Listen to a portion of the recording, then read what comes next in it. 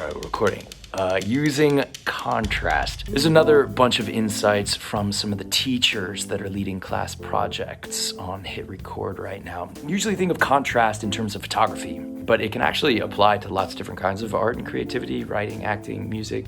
Because it really just, if you think about what the word means, contrast, it just means the difference between two things, comparing and contrasting. In photography, contrast means how intense is the difference between the light parts of the photo and the dark parts of the photo. If you dial up the contrast, then the difference between the lights and the darks will be really intense, but if you dial down the contrast, it'll become more subtle. But the same thing could apply for acting. As an example, like the contrast between who the character is at the beginning of the movie versus the end of the movie, and showing how that character is behaving differently at one part of the story versus another part of the story. That's how a character is shown to grow, how a coming-of-age story works. Or even in just one moment, the contrast of before the character notices something versus after the character notices something. It's in that contrast that the performance happens, and you can dial up that contrast or dial down that contrast. If I were to play like, oh, I'm noticing something, you know, I could do the high contrast version, the big version, looking over here, and then that's kind of hammy, dialed up the contrast, but the audience isn't gonna miss it, you know, they'll notice. But oftentimes, what I might prefer to do, depending on the material, is something more subtle. If you're in a close-up especially, you can just do that. That'll play like a lot, and in fact, something more subtle like that might even be more powerful than the big hammy version. So that's a couple examples in terms of acting. But let's talk about photography and contrast, right? There's a great class project on HITRECORD led by a photographer named DruePhoto. And here he's talking about contrast when it comes to color. So now that we've gone over monochromatic colors, we're gonna do a little twist, a little turn on it. We're gonna talk about complementary colors or contrasting colors. They're the same thing. A complementary color is just taking the color directly across from it on the color wheel. So if you take red, directly across from it is going to be green. Orange and teal is also an example. And then red and cyan as well. If you're watching movies, and you'll just start to notice that all the lights are very orange and the backgrounds are very blue, especially in like action movies or really any Michael Bay movie, you will notice orange and teals. Contrasting colors, the reason I like it in portrait work is because I feel like it really brings out your subject, your model, and it makes people focus on them, which ultimately, when you think about portrait photography, is kind of the goal, right? You've got this blue wall, right? And your model is wearing all red. She is going to pop out of that background so much just because of that contrasting color. I use contrasting colors quite a bit. I use a lot of blue because my girlfriend is a redhead.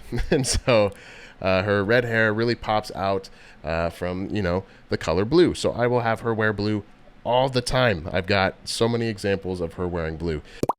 Another art form where contrast figures heavily is in editing. Of course, I love video editing. It's great to understand many different parts of the filmmaking process, but one of the least commonly understood and most important parts is in the editing. So many of my favorite directors that I've worked with are editors. Ryan Johnson, Greg Araki, etc. So if you're interested at all in filmmaking, definitely learn to edit. We have a great class project if you're interested in video editing, led by a good friend of mine, Ray. He's an editor at HITRECORD. I've known him for years, an excellent artist.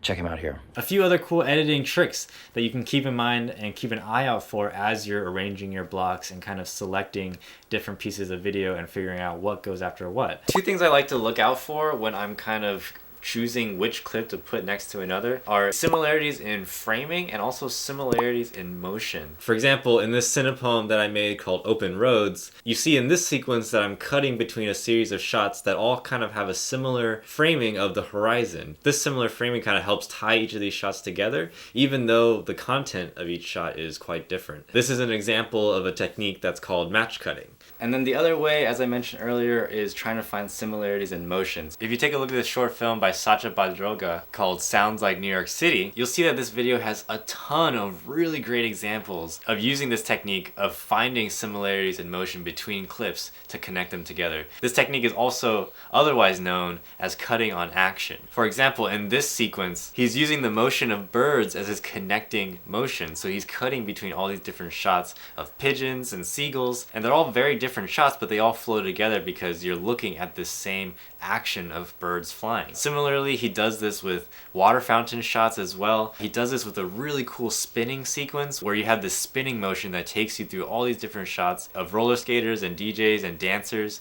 And really all throughout this film, there's so many great examples of cutting on action, of using similarities in motion to tie clips together. Just really, really great editing in this video overall. And so there you have a few different insights about using contrast. But again, I've said this before, I'll say it again, you can't really learn much of anything about creativity if all you do is watch. So it's cool you watched this video. Thank you for making it to the end if you're watching this or towards the end, but don't just watch. Come check out Class Projects. Class Projects is what we have built to help you not just watch, to help you get up off your ass and actually start making stuff. Getting started can be the hardest part. This is for that. We'll hold your hand. So many great teachers leading these amazing class projects. You learn as you do it. You're not just sitting there listening and watching. You're actually gonna make stuff. Come check it out. And I'll see you next time. Thanks again.